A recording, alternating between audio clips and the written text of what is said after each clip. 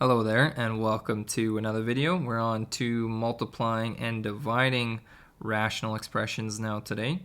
So for multiplying rational expressions, what you're going to do, just like a fraction, any type of fraction that you'd have, you multiply all the numerators together, and then you multiply all of the denominators together, and then after, if you can, try to simplify. So a really simple example of this, you could say maybe have 1 over 3 times 2 over 6, and you'd multiply the top, so 1 times 2 is 2, and then in the denominator 3 times 6 is 18, and then if you can simplify, like in this case we can divide both by 2, then simplify. It's going to be the exact same steps for today, it's just there's going to be kind of some variables and whatnot in there. So what this looks like if you just had kind of A's and B's and C's, A and C are in the top, multiply those, B and D are in the bottom, multiply those, and then you got to always state your restrictions. So B and D, they're both in the denominator. Those can't equal 0 because we can't divide by 0. The steps for dividing rational numbers, this is actually almost the exact same as multiplying, because what we do is we change the divide into multiply. So what you do is you multiply by the reciprocal. And the word reciprocal, if you remember, reciprocal just means kind of the flip of the fraction that you had. So you just flip the fraction, that's what the reciprocal is. So you multiply by the reciprocal of the rational number, and then again, simplify. So a really simple example of this, let's say you had 1/3 divided by 6 over 2. Okay, so we're gonna write down the 1/3, and then rather than doing divide, you'll do multiply, and then flip the second fraction. So that is now gonna be 2 over 6, and you can see this is actually now the exact same as what we had up top here. So it'd be the exact same steps. That's why it's really the same as multiplying. So I know from that one I was going to get out 1/9. So what that would look like with unknown terms over here, you'd change this divide to multiply, and then these two flip. So C over D is now D over C. But again, with your restrictions, you always want to state your restrictions from the very beginning. So B cannot be a 0 because we're dividing by B. D cannot be 0 because we're dividing by D. So D cannot be 0. And C can also not equal 0 because if C is 0, I'll show you an example here. Let's say we had 1 over 2 divided by 0 over 5. If this spot right here is a 0, what you're going to get is 1 over 2 divided by 0 to 5 is 0. And then you can see I'm dividing by 0. So this spot right here also can't equal 0.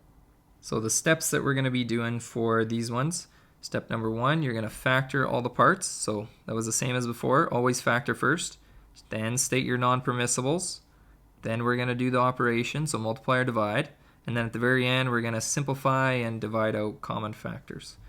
So looking at number 1 here, I can't do any factoring because there's only one single term in every spot, so I can't do any factoring. So because I can't do any factoring, I can move on to my next thing, which was my restrictions. So all of these terms in the denominator, they can't equal 0. So the x and the y, none of those can equal 0 because otherwise then I'm going to be multiplying by 0, and then I'm going to end up having a 0 in the denominator. So I can say x and y cannot equal 0.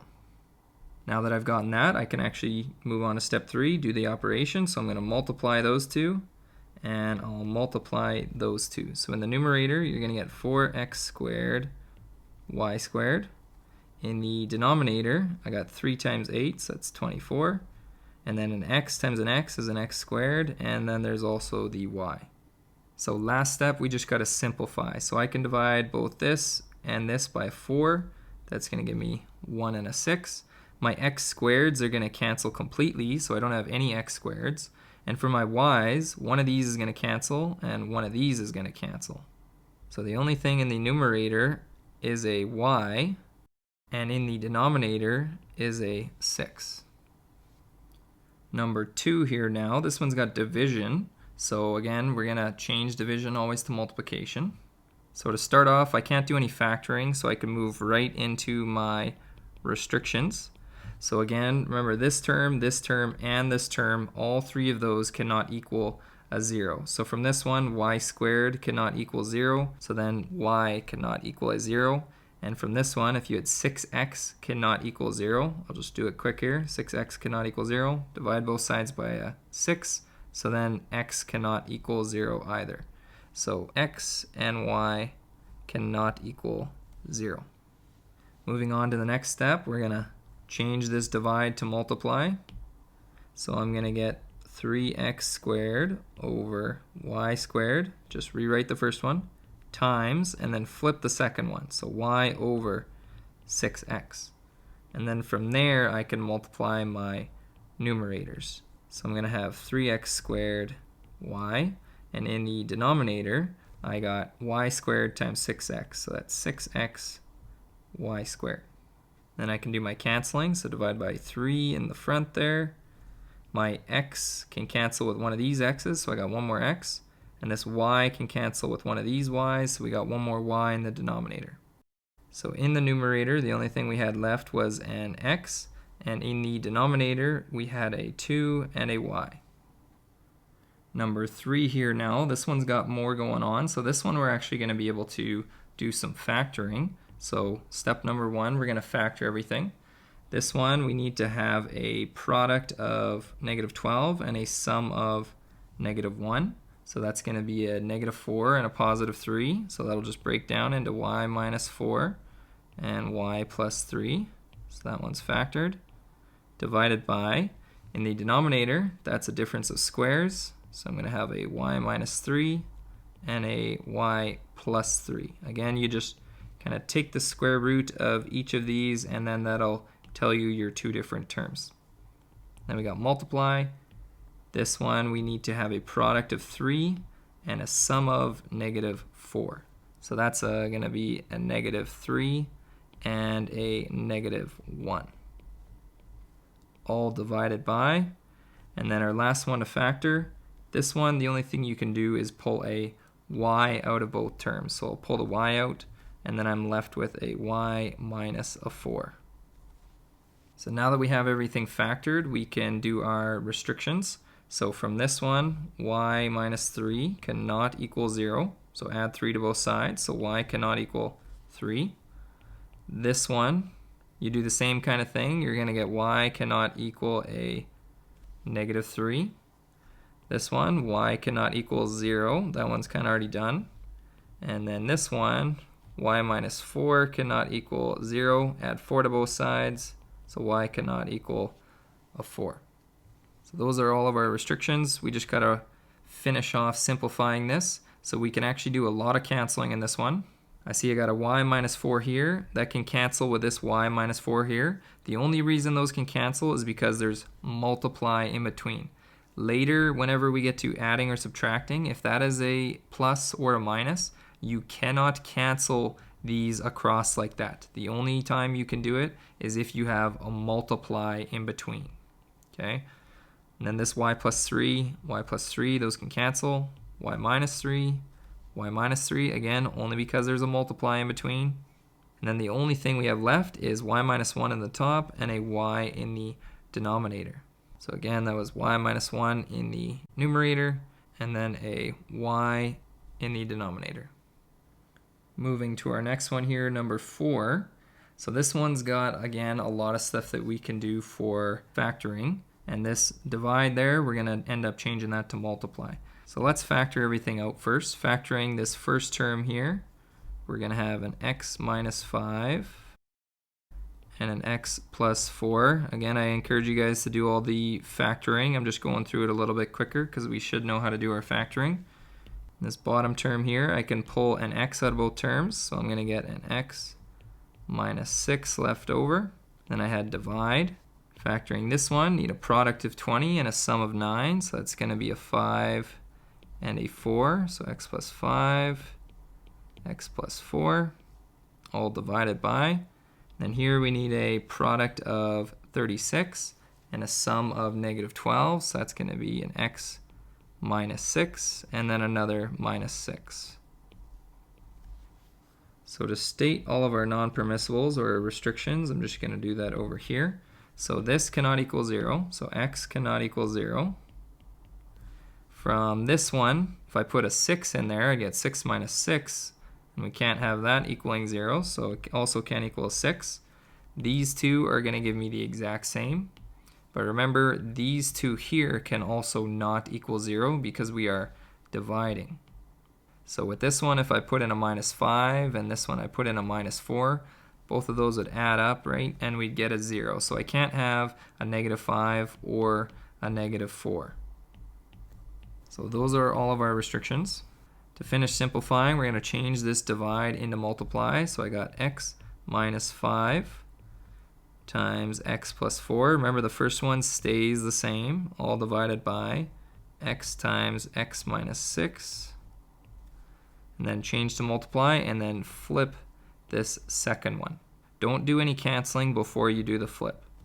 So x minus 6 and x minus 6 is now in the top, divided by x plus 5 and x plus 4.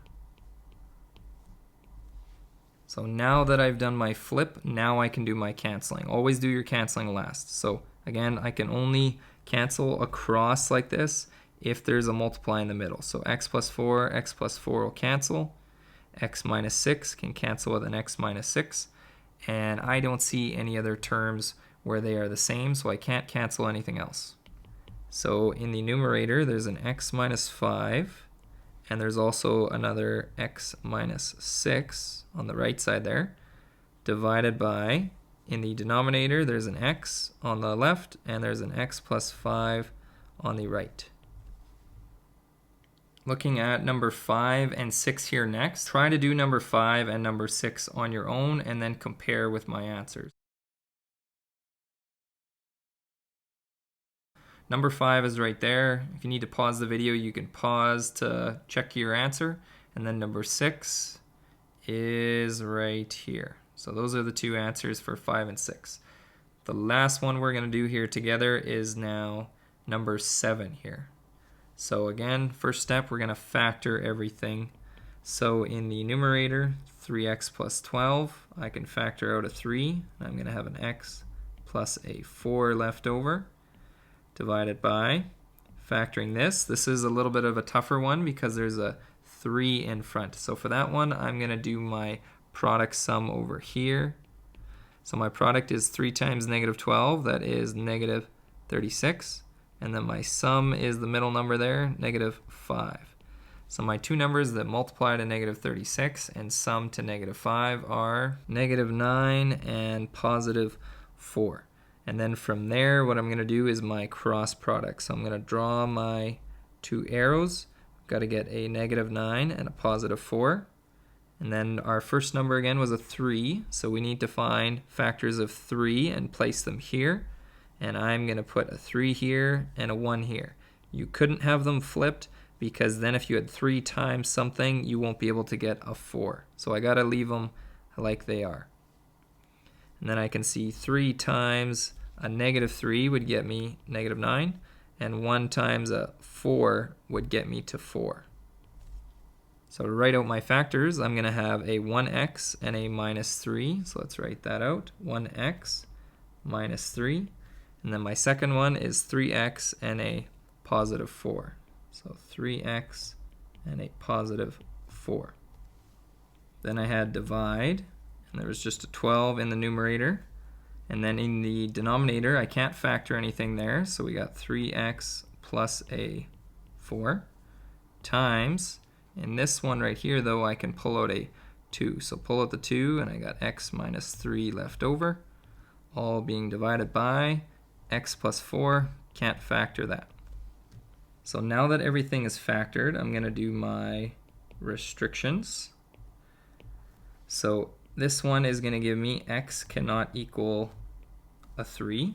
This one here is going to be a little bit harder, so I'm going to show you that one down below. You're going to have 3x plus 4 cannot equal 0, then minus 4 from both sides. So you're going to have 3x cannot equal negative 4, and then divide both sides by a 3, so x cannot equal negative 4 over 3. So I'm just going to write that back up here, negative 4 over 3. This one is the exact same, so I don't need to bother writing that one again. Remember, we were dividing here, so if this term had a variable in it, that one also couldn't equal 0, but it's just a 12, so I don't got to restrict anything. And then the last one here in the denominator, that's going to give me that x cannot equal a -4. So I've got all my restrictions. Now I can finish simplifying. I'm just going to bring this down. I'm just going to have to change that divide into a multiply. So I got the first term, it was 3 times x plus 4, all being divided by an x minus 3 times a 3x plus 4. And then I'm going to change the divide to multiply and then take the reciprocal. So 3x plus 4 is now in the numerator, and then 12 is in the denominator. And then times. Now we don't flip this one. The only one you flip is the one right after the divide. So this one stays as 2x minus 3 divided by x plus 4. So now that I've got everything factored and I've gotten rid of all the division, I can start to do some canceling. So a 3x plus 4 will cancel with 3x plus 4.